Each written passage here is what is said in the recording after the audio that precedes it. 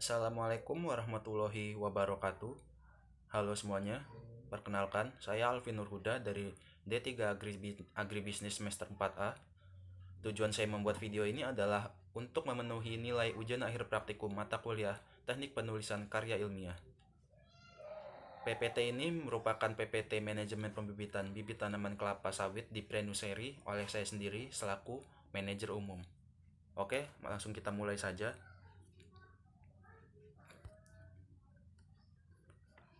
Tanaman kelapa sawit atau Elais Guinness Jack berasal dari Afrika Barat, tetapi ada sebagian berpendapat justru menyatakan bahwa kelapa sawit sendiri berasal dari kawasan Amerika Selatan yaitu Brazil.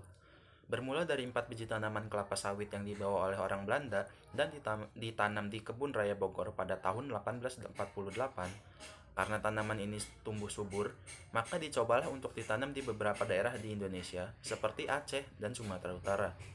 Kemudian tanaman kelapa sawit dibudidayakan secara komersil di Indonesia pada tahun 1910.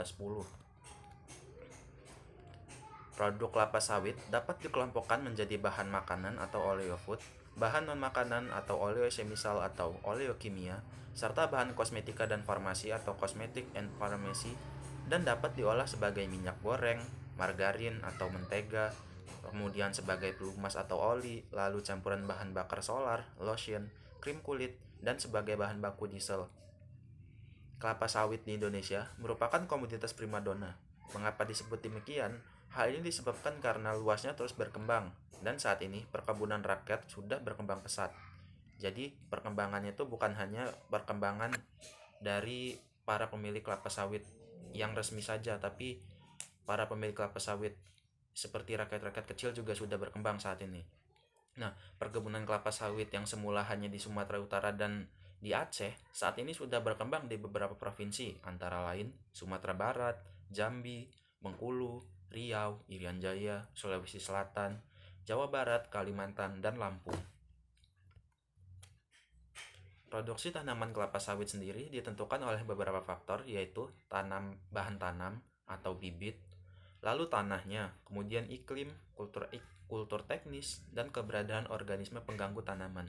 Nah, salah satu aspek yang memegang peran penting dalam menunjang program pengembangan areal tanam kelapa sawit adalah penyediaan bibit yang sehat dan unggul. Penggunaan bahan tanam kelapa sawit yang tidak sehat, tidak asli, dan tidak unggul akan berakibat kegagalan produksi sampai 25 tahun yang akan datang. Kenapa demikian? Karena kelapa sawit sendiri masa tanam produksinya itu berada di puncaknya antara umur 13 sampai 15 tahun umurnya. Nah, maka dari itu kelompok kami memilih untuk membuat karya ilmiah manajemen pembibitan bibit tanaman kelapa sawit di Prenuseri guna kelancaran pertumbuhan pengembangan kelapa sawit yang ada di Indonesia. Nah, berikut adalah varietas-varietas unggul kelapa sawit yang telah dilepas oleh Kementerian RI menurut sumber dari Pusat Perlindungan Varietas Tanaman atau PPFT tahun 2018. Bisa kalian lihat seperti nama varietasnya ada DXP Bahlias, lalu DXP Bah Jambi, kemudian DXP Sriwijaya, Temba, TN1, dan lain-lain. Nah, kemudian ini merupakan daftar nama serta alamat produsen benih kelapa sawit yang ada di Indonesia. Sumbernya dari Pusat Perlindungan Varietas Tanaman PPFT tahun 2018. Di situ ada PT Sokvin Indonesia, lalu ada PT PP London Sumatera, lalu PT Damimas yang ada di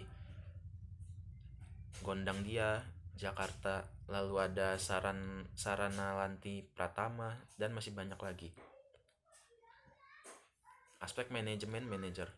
Manajemen sebagai suatu proses khas yang terdiri dari tindakan-tindakan perencanaan, pengarahan, dan pengendalian yang dilakukan untuk menentukan serta mencapai sasaran-sasaran yang telah ditentukan melalui pemanfaatan sumber daya manusia dan sumber-sumber lainnya.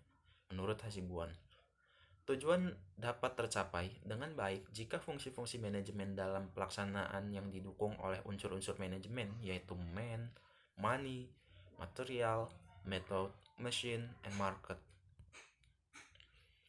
Pelaksanaan pembibitan kelapa sawit menggunakan fungsi manajemen yaitu POACH yang terdiri dari planning, organizing, actuating, controlling, Dan berikut fungsi manajemen pembibitan kelapa sawit. Yang pertama yaitu planning. Planning atau perencanaan adalah tahap awal berdirinya suatu usaha. Perencanaan dalam usaha pembibitan tanaman kelapa sawit Prenuseri ini mencakup 1. Menghasilkan bibit kelapa sawit yang berkualitas. 2. Menjual bibit kelapa sawit ke UPKS Polinela. Kemudian perorganisasian atau organizing. Organizing atau perorganisasian merupakan proses menyangkut bagaimana strategi dan taktik yang telah dirumuskan dalam perencanaan didesain dalam sebuah struktur organisasi. Berikut adalah struktur organisasinya dari tanaman kelapa sawit Prenuseri. Yang pertama yaitu saya, Alvin Nurhuda selaku manajer umum, dan di bawah saya ada Juanda selaku manajer produksi, lalu Fitriani selaku manajer pemasaran, dan Enggar Wahyuni selaku manajer keuangan.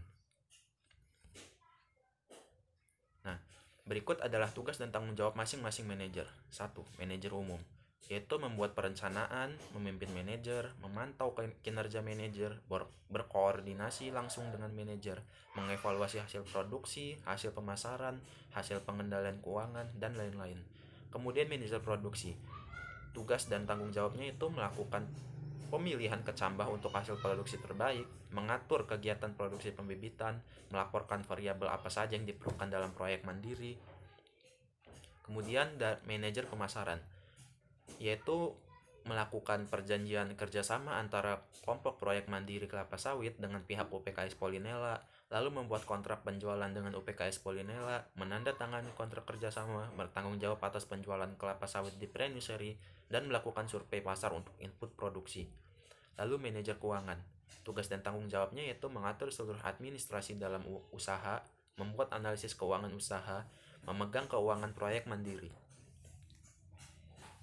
3. Pengarahan atau actuating.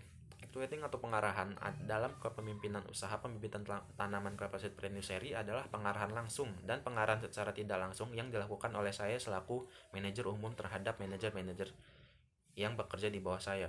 Lalu 4 yaitu pengawasan atau controlling. Fungsi pengawasan merupakan penjamin bahwa organisasi bergerak ke arah tujuan, dan apabila ada bagian yang kinerja yang salah, maka saya selaku manajer umum akan mengatasi masalah tersebut. Dan itu saja, saya rasa cukup. Terima kasih ya atas waktu dan perhatiannya. Apabila saya ada salah kata, saya mohon maaf. Pada Allah saya mohon ampun. Saya akhiri. Wassalamualaikum warahmatullahi wabarakatuh.